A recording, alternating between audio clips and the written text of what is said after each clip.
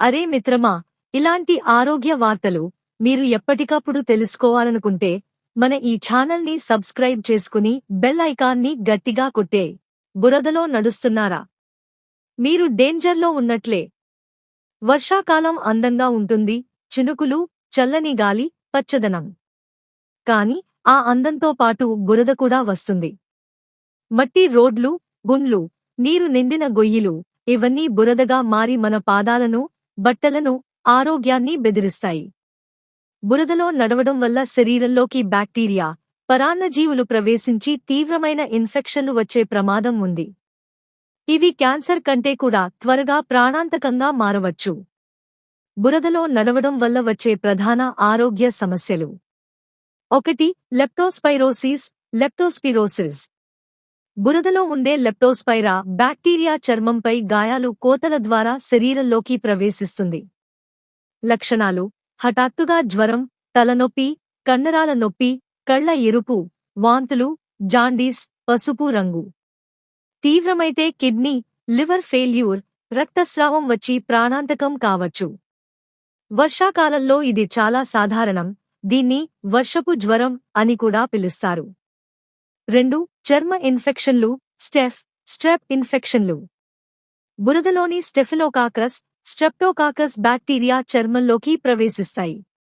ఫలితం: ఎరుపు, వాపు, పుండ్లు, చర్మం పగుళ్లు, ఇన్ఫెక్టెడ్ గాయాలు. 3. కడుపు సంబంధిత ఇన్ఫెక్షన్లు. ఈ కొలాయ్, సాల్మొనెల్లా వంటి బ్యాక్టీరియా బురదలో ఉండి నీటితో కలిసి శరీరంలోకి వెళ్తాయి. లక్షణాలు: విరేచనాలు, వాంతులు, కడుపు నొప్పి, జ్వరం. 4. ఫంగల్ ఇన్ఫెక్షన్లు. తేమ ఎక్కువగా ఉన్న బురదలో ఫంగస్ పెరిగి చర్మం, చెవి, గోళ్లలో ఇన్ఫెక్షన్లు వస్తాయి. బురదలో నడిచినప్పుడు ఏమి చేయాలి? వెంటనే కాళ్లు శుభ్రం చేసుకోండి. సబ్బు, గోరువెచ్చని నీటితో బాగా కడగండి. బూట్లు, చెప్పులు బురదలో నడవడానికి ఉపయోగించండి. చెప్పులు తీసేసి బేర్ఫుట్ నడవడం మానండి. చర్మంపై గాయాలు ఉంటే వెంటనే శుభ్రం చేసి యాంటీసెప్టిక్ లేపనం రాయండి. వర్షపు నీరు నోటిలోకి వెళ్లకుండా జాగ్రత్త పడండి. ఇంటికి వచ్చాక బట్టలు మార్చి స్నానం చేయండి. లక్షణాలు కనిపిస్తే జ్వరం, కండరాల నొప్పి, జాండీస్, రక్తస్రావం, వెంటనే డాక్టర్ దగ్గరకు వెళ్ళండి.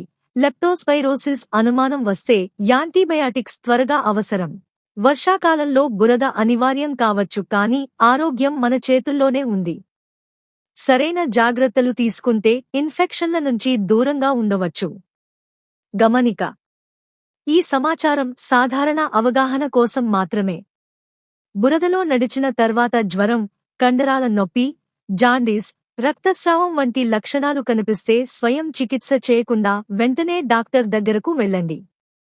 లెప్టోస్పైరోసిస్ వంటి వ్యాధులు త్వరగా చికిత్స చేస్తేనే నయమవుతాయి, ఆలస్యం చేస్తే ప్రమాదం ఎక్కువ.